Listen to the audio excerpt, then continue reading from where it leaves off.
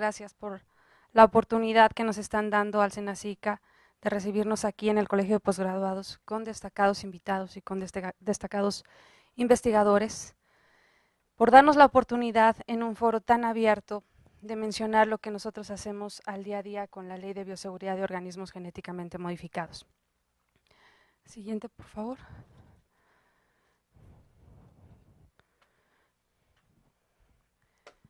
Antes de entrar con mi plática, yo quisiera, y en virtud de que prácticamente es uno de los primeros foros, hemos hecho varios, pero no con esta especialidad, y quisiera informarles desde cuándo la SAGARPA regula estos materiales. La gran mayoría de las personas piensa que estos materiales son nuevos en México y en realidad no, tienen bastante tiempo. Desde 1988 se dio la primera introducción en el campo mexicano de un tomate resistente a sequía y a insectos. Desde entonces en México se han desarrollado una serie de actividades, tanto técnicas, científicas, pero principalmente regulatorias para poder atender este tema. Desde ese año hasta la fecha, se han desarrollado actividades muy relevantes y una de ellas fue en el año 1995, cuando se modifica la Ley Federal de Sanidad Vegetal y se publica el primer ordenamiento.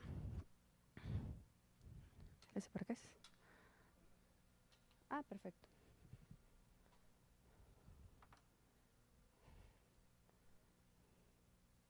Y se publica en el año de 1995 el primer ordenamiento normativo para poder regular estos materiales.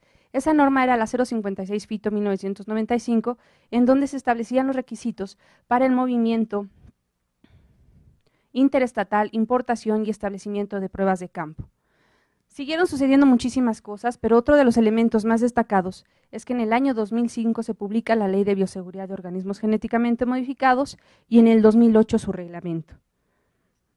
Actividades también destacadas ya en el ámbito operativo es que en el año 2008 se crea formalmente una estructura que le da soporte técnico, analítico, operativo, de inspección, de supervisión, de vigilancia a estos materiales, que se conoce como la Dirección de Bioseguridad de Organismos Genéticamente Modificados. Y de inmediato prácticamente se nos encomienda la tarea de realizar un dispositivo de bioseguridad en el estado de Chihuahua.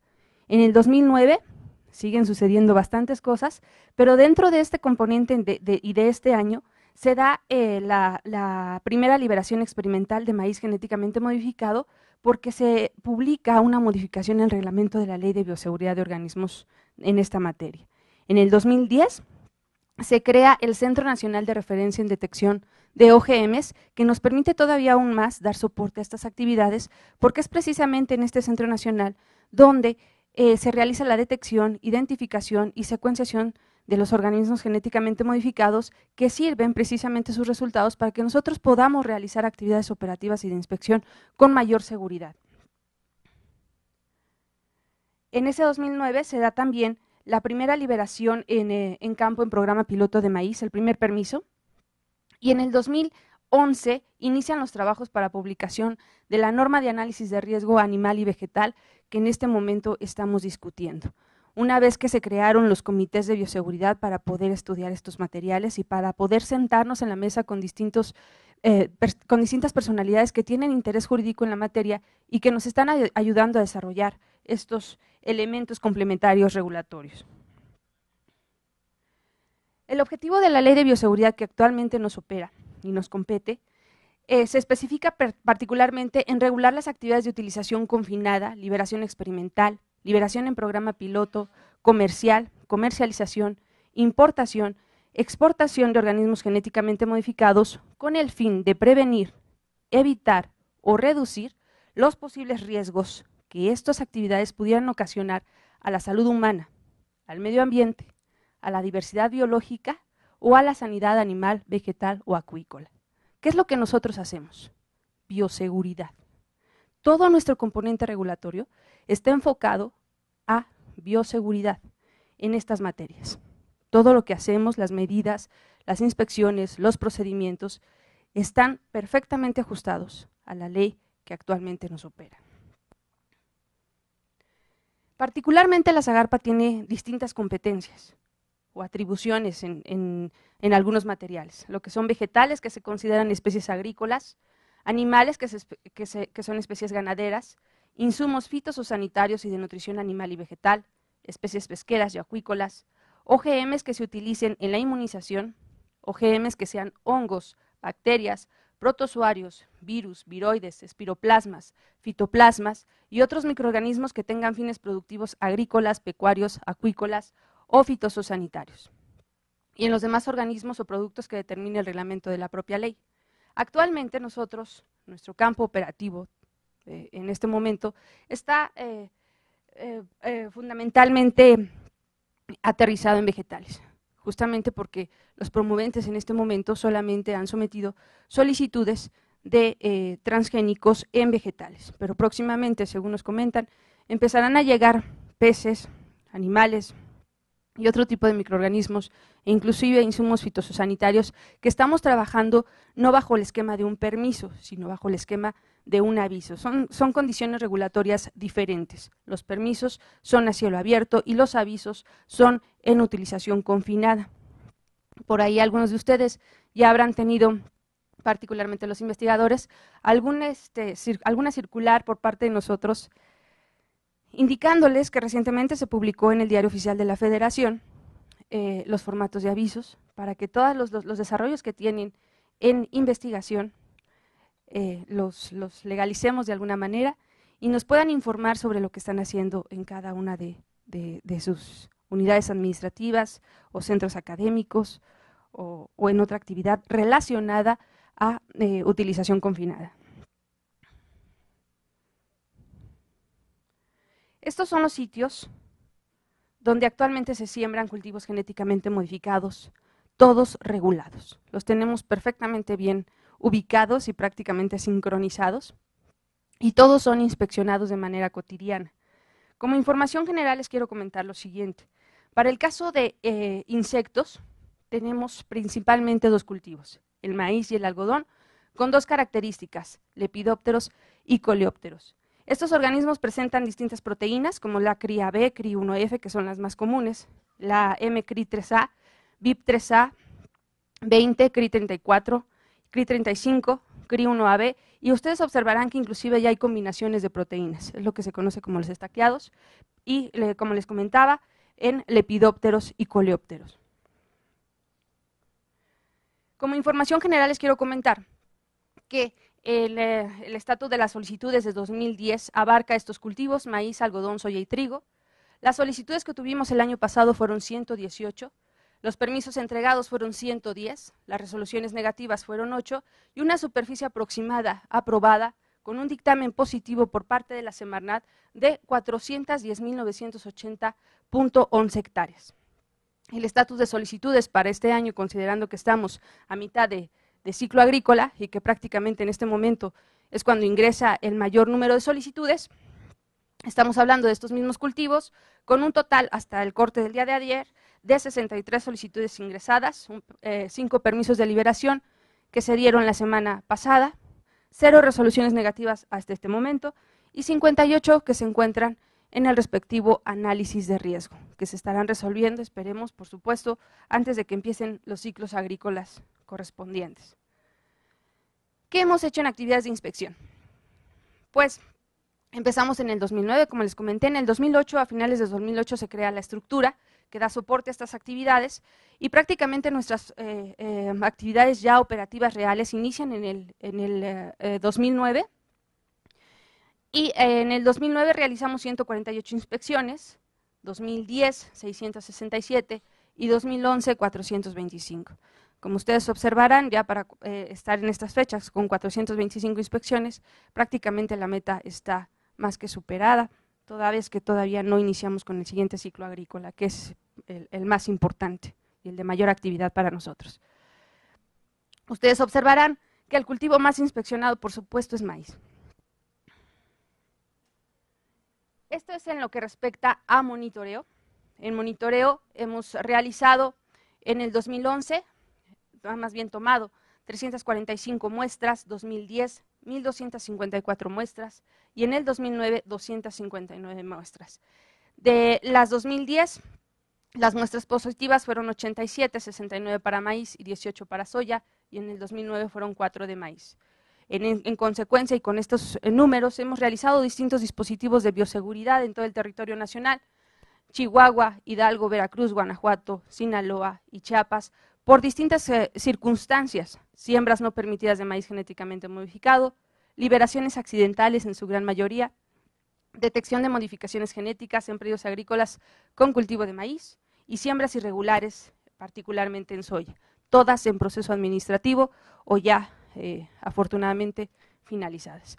Este es el mapa de todo lo que nosotros hacemos. Tenemos una distribución aproximadamente de 10 regionales, particularmente concentrados en las zonas en donde hay mayor cantidad de liberaciones, y otros más que se encuentran en las áreas en donde no hay liberaciones, pero de cualquier manera, que es prácticamente el sur del país, pero de cualquier manera en donde nosotros enfocamos mayor actividad para acciones de monitoreo.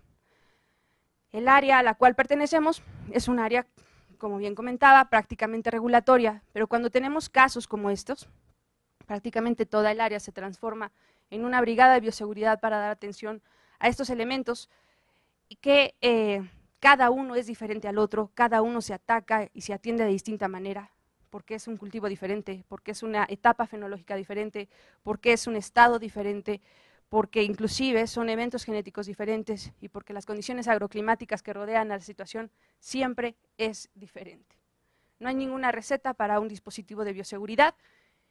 Y bueno, aun cuando tenemos ya un comité técnico científico de la SAGARPA, recientemente creado también, y que nos da mucha fortaleza para la toma de decisiones, nuestro manejo de crisis siempre se ve actualizado y mejorado de acuerdo a la experiencia que vamos ganando en estas acciones.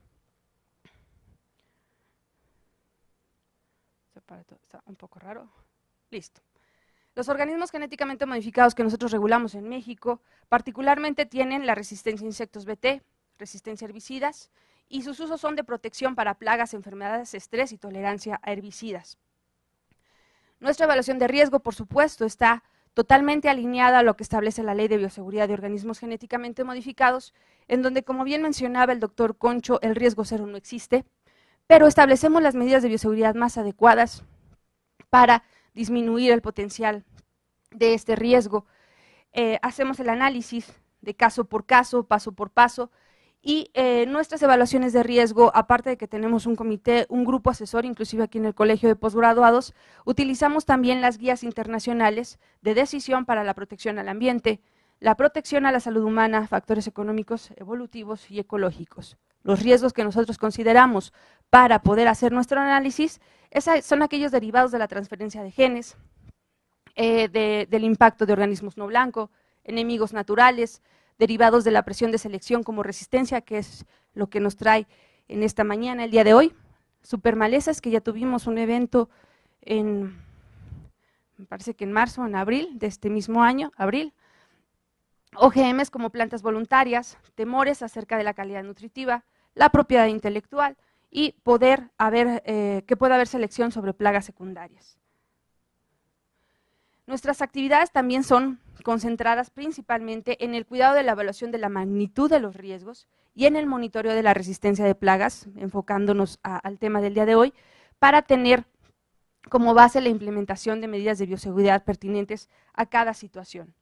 Nuestra vigilancia, por supuesto, es estricta y en actividades para la evaluación de la capacidad de las plagas para adaptarse a los OGMs y para que esta tecnología siga siendo de utilidad tanto para el agricultor que adquiere esta tecnología como para la coexistencia de agriculturas tanto convencionales como orgánicas. Toda la información que nosotros generamos durante la vigilancia es fundamental para nosotros con la intención de que pueda ser un insumo para la siguiente toma de decisión. Aun cuando los eventos son ya conocidos desde hace tiempo, las solicitudes siempre se analizan caso por caso, ciclo por ciclo, y los reportes de resultados son un factor esencial para que nosotros podamos tomar la decisión si en el siguiente ciclo, con la información obtenida, con los protocolos solicitados, con los resultados arrojados, se pueda tomar la decisión de continuar, detenernos, imponer mayor medida de bioseguridad o inclusive más estudios, o de plano, definitivamente, dar por desestimada la solicitud en virtud de que la tecnología ya no es eficiente para los fines. Vamos a hablar un poco ya de resistencia a insectos. Y bueno, las plagas que atacan a las plantas cultivadas, como ustedes saben, tienen una amplia variabilidad genética. Esto implica, por supuesto, mayor resistencia. Y también hace un momento el doctor Octavio Carranza había mencionado que si bien no hay un problema de resistencia como tal, me refiero, sí hemos tenido algunos conocimientos de que en países como en la India, China, Australia, ya ha habido elementos que nos indican que algunas colonias o insectos de manera individual sí están presentando características de resistencia. Justamente en este tenor se va a conducir los 2 días de desarrollo de intervenciones de distintos investigadores para que nos expliquen con mayor profundidad qué es lo que está pasando y cómo han manejado la resistencia de estos organismos.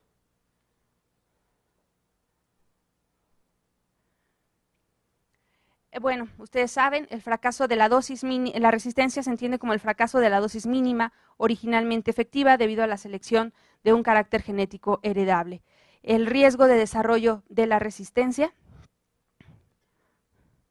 de OGMs es la alta expresión de toxina durante el desarrollo de la planta y en todos sus tejidos, y el uso de OGMs es muy probable que impacte a un gran porcentaje de insectos plaga sobre amplias superficies de este cultivo.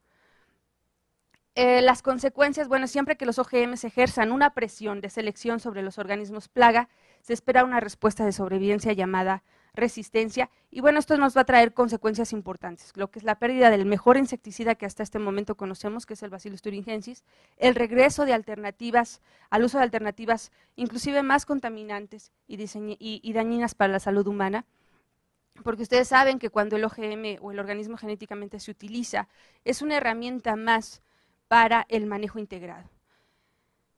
Esto es prácticamente obligatorio. ¿Por qué? Porque las dosis aplicadas, el manejo que se le da al cultivo, tiene que estar todo en un paquete tecnológico, si no, por supuesto, no se va a ver en indicaciones del productor la ventaja de utilizar estas tecnologías. Y por supuesto, otro impacto importante de la resistencia negativo sería el impacto a otro tipo de agricultores. ¿Cuál es la estrategia hasta ahora recomendada por los que se dedican particularmente a esta especialidad? Es el establecimiento de refugios y, por supuesto, en los permisos de liberación que nosotros otorgamos, imponemos dentro de las medidas de bioseguridad estos refugios. ¿Con qué fin? Con el fin de evitar algunas consecuencias negativas, como es el rápido desarrollo de la resistencia, que se eleven los costos de protección vegetal y se reduzca la competitividad del productor. Sabemos que hoy en día tenemos algunas complicaciones para el correcto manejo de los refugios y todavía hay unas controversias entre el porcentaje. Sin embargo, este tipo de refugios y los resultados que nos arrojan también son observados por nuestros grupos de asesores para indicarnos si todavía estamos manejando de manera adecuada el refugio o tenemos que hacer algunas modificaciones. Si utilizamos como refugio una tecnología diferente a la permitida o seguimos utilizando lo que en un inicio se recomendaba, que era el OGM con el convencional. El objetivo del refugio, por supuesto, es prever de individuos susceptibles que copulen en los probables resistentes, que sobrevivan al cultivo BT y producen heterocigotes susceptibles, los cuales mueren al consumir el tejido del cultivo BT, mitigando así la resistencia. Las opciones de refugio que en México hemos utilizado ya desde hace más o menos 15 años, es el refugio externo, particularmente para el caso del algodón. Es el refugio externo del 4%, que indica 4% de algodón convencional por 96% de algodón transgénico, y el refugio externo es el 20% de convencional con el 80% de algodón transgénico.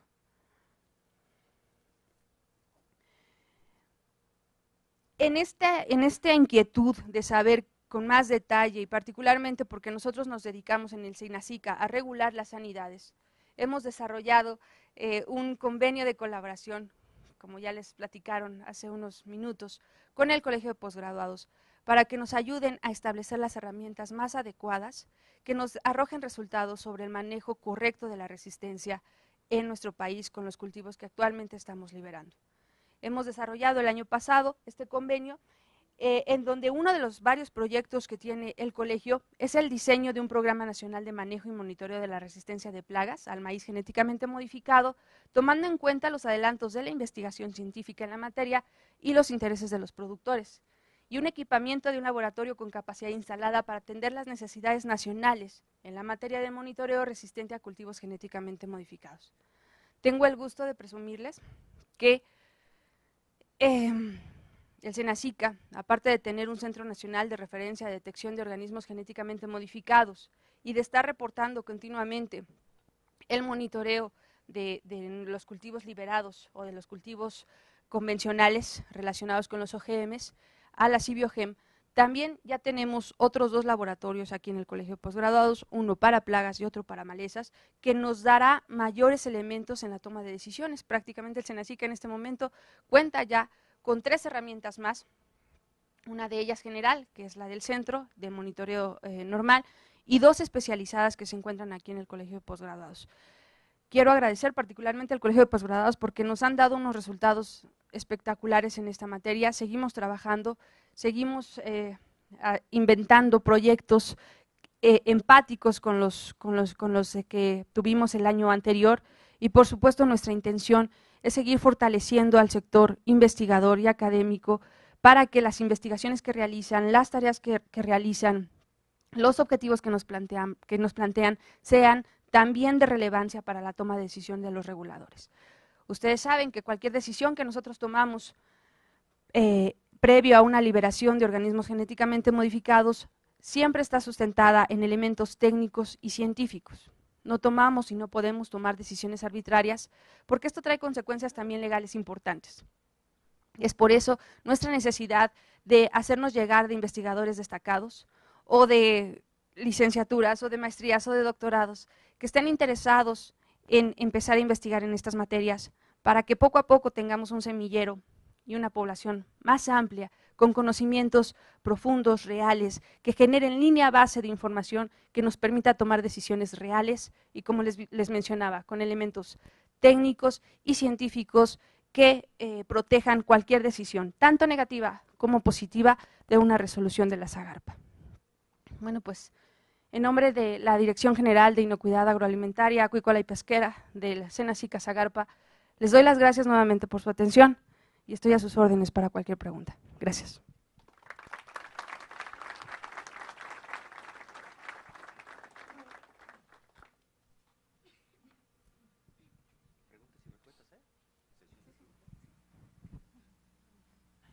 Felicitaciones por la presentación tan cuidadosa y además difundiendo aspectos necesarios que muchas veces para los legos esta información no había llegado sobre las acciones de la Zagarpa y organismos fraternos. Tengo algunas preguntas. ¿Sobre qué bases se diseñan las solicitudes de liberación en estos periodos en que no hay norma? Que haya una metodología, algún algoritmo, diagrama de flujo provisto por la Zagarpa, hay algo que sirva de esqueleto, de guía, de base. Esa es una primera pregunta. Y segundo, estadísticamente o a grandes rasgos, ¿cuáles son las decisiones o tipo de decisiones que se toman cuando se detecta liberaciones no permitidas, alevosas o accidentales? Decisiones técnicas y administrativas o ejemplos de ese tipo de decisiones, sin mencionar sí, quiénes las recibieron. Sí, en relación a la primera pregunta, la ley nos permite recibir solicitudes en la ventanilla única de la Zagarpa, en donde por supuesto acordamos tanto Semarnat y Zagarpa que así se iba a llamar ventanilla única, en donde se establecen las guías que están publicadas en la página de la Zagarpa de los elementos que tiene que contener una solicitud. Estos elementos están, por supuesto, salvaguardados tanto en la ley como en el reglamento. En el reglamento, en el artículo 16, se establece lo que es 17, se establece lo que es para experimental, 16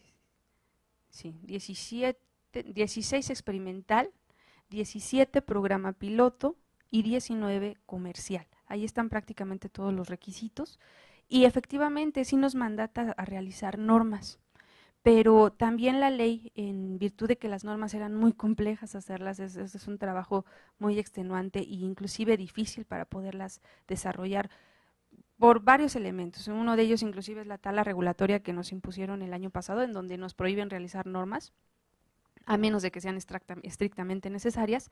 La propia ley nos da otros articulados que nos permite a nosotros como reguladores tomar la decisión solamente con la ley y con el reglamento existente, aun cuando estamos trabajando en este momento en normas muy esenciales. Una de ellas es el reporte de resultados, que está también prácticamente por salir, etiquetado de semillas, que está también, ya la terminamos el lunes pasado, y estamos trabajando con análisis de riesgo animal y vegetal, que también esperamos terminarla a finales de este año. Esas fueron las únicas normas que nos permitieron inscribir en este momento para poderlas terminar y en donde se coincidió que eran las prioritarias. Pero la ley sí nos permite, con otro tipo de artículos, tomar resoluciones aún sin la existencia de las normas. Y en relación a lo que hemos encontrado de manera accidental, que en accidental se entiende deliberado o no deliberado, la ley lo tipifica como accidental. ¿Qué es lo que hacemos? Es un procedimiento un tanto cuanto largo, y aprovecho para invitarlos a un curso que va a haber en septiembre en Chiapas, en donde nosotros abarcamos con mayor profundidad todo el componente de bioseguridad, y ahí por supuesto les van a explicar con mayor detalle este procedimiento, pero nosotros iniciamos con un monitoreo. Llegamos, tomamos la muestra, nos vamos al laboratorio, es una muestra presuntiva en terreno, nos vamos al laboratorio, confirmamos y regresamos con un procedimiento administrativo. Al presunto le decimos, le hacemos la respectiva notificación, le decimos que encontramos enfrente de él un positivo y le preguntamos si tiene permiso. Esa es la primera pregunta obligada. En consecuencia, nos dice que no. Y posteriormente le decimos que tiene 5 días para tener un abogado y declarar lo que a su derecho corresponde. Si en 5 días no declara absolutamente nada, se da el aseguramiento y se da todo un proceso administrativo. Si al final la ley tiene un inconveniente para nosotros para poder proceder, el pleno conocimiento. Si el presunto infractor declara no tener pleno conocimiento del OGM, aunque sepa que es transgénico, si lo declara en el acta, nosotros no podemos proceder administrativamente. Podemos aplicar la medida de bioseguridad para mitigar el riesgo. O sea, eso sí lo hacemos. Si encontramos el maíz a punto de ser cosechado, aseguramos el predio, aseguramos la producción, no permitimos ni el ingreso ni la salida de nada, ni de personas ni de nada. Nosotros cosechamos, mandamos la trituración, lo mandamos a la cadena de consumo animal en caso de que la Secretaría de Salud así nos lo solicite, porque le mandamos pedir información o participación a la Secretaría de Salud o a Medio Ambiente para que determinen riesgos y las medidas de bioseguridad. Si ellos dicen que es un evento aprobado, se procede conforme corresponda. Si la Semarnat dice que no hay riesgo porque ya es un evento liberado, también se procede conforme corresponda y nosotros imponemos la medida. Eso sí sucede, para evitar que esa semilla o ese material que se cosecha se vuelva a reutilizar como semilla. Pero si él dice que no tiene conocimiento, difícilmente puede llegar a un procedimiento más avanzado. Cuando dice, sí tengo conocimiento de que es transgénico, bueno, entonces ahí se arma una cosa impresionante, porque la multa mínima para una persona que sabe que está sembrando transgénicos, la mínima es de 1.100.000 pesos.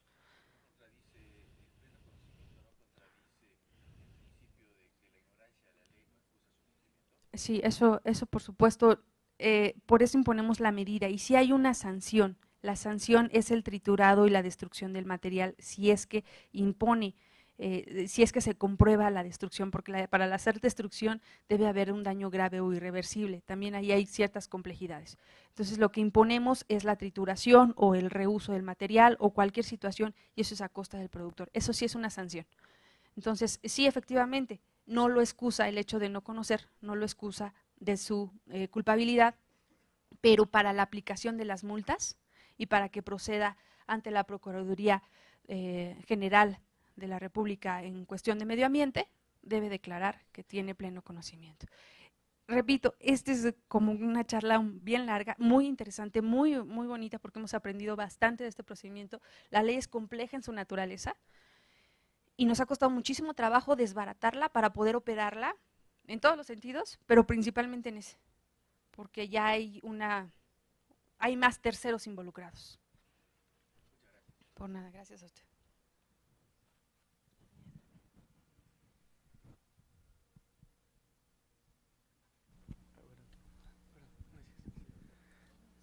Bueno, ustedes hablan de la ley de bioseguridad, que están haciendo cuestiones normativas.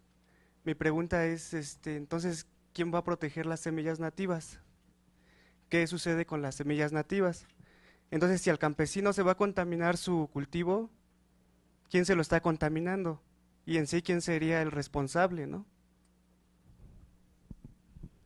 Sí, bueno, en relación a otro tipo de cultivos, tanto nativos como híbridos, como cualquier otro material, nosotros de manera caso por caso para el material, imponemos medidas de bioseguridad muy restrictivas, particularmente en el caso del maíz.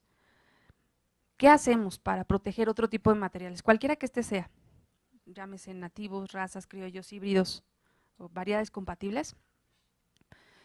Utilizamos medidas drásticas, que esto también nos ha originado problemas con algunos promoventes, amparos y otro tipo de situaciones porque se les complica mucho poder establecer un experimento. Principalmente utilizamos el desfasamiento en tiempo y en espacio. ¿Qué significa en tiempo y en espacio? En tiempo es que la sincronía floral siempre esté adelante o atrás por lo menos 30 días con los cultivos aledaños. Y el espacio, ponemos barreras físicas. Si el experimento es de media hectárea, ponemos una medida de bioseguridad a 100 metros para trampas, a 500 metros para cultivo relacionado, a 800 metros a veces para cualquier otro tipo de agricultura y monitoreo. Y aparte, si la CONABIO nos dice que, por ejemplo, hay un pariente silvestre relacionado en todo el mapa que le mandamos, por decisión del SENACICA, tomamos 10 kilómetros. Si lo que cae a 10 kilómetros del punto es un pariente silvestre relacionado, aun cuando no esté en el ciclo agrícola, porque la gran mayoría de razas y criollos están en ciclos de temporal, de todas maneras nosotros tomamos otra área adicional que es la de 10 kilómetros. Es una cobertura impresionante. Porque bueno, por supuesto nosotros como reguladores tampoco nos interesa ni queremos que alguna fuga de material llegue a otro tipo de material hasta que veamos que las medidas de bioseguridad, porque prácticamente ustedes observarán que este es nuestro tercer ciclo en donde estamos liberando o permitiendo maíces. Entonces prácticamente las medidas de bioseguridad ahorita están muy restrictivas, difícilmente van a cambiar hasta que veamos algunos indicadores que nos permitan bajar la restricción de las medidas. Por eso es que también estamos solicitando repeticiones del comportamiento del maíz y repetición del aseguramiento de las medidas, para ver si son las adecuadas, si necesitamos más, si necesitamos menos. Cada caso es analizado de manera muy particular. Ninguno, como les mencionaba, es igual a otro, aunque estemos hablando del mismo híbrido, del mismo germoplasma, de la misma inserción e inclusive del mismo sitio de liberación. Precisamente porque nuestra experiencia en este momento, aun cuando tenemos referencias en otros países buenas y malas, estamos creando todavía en México la experiencia para poder manejar estos materiales de manera local.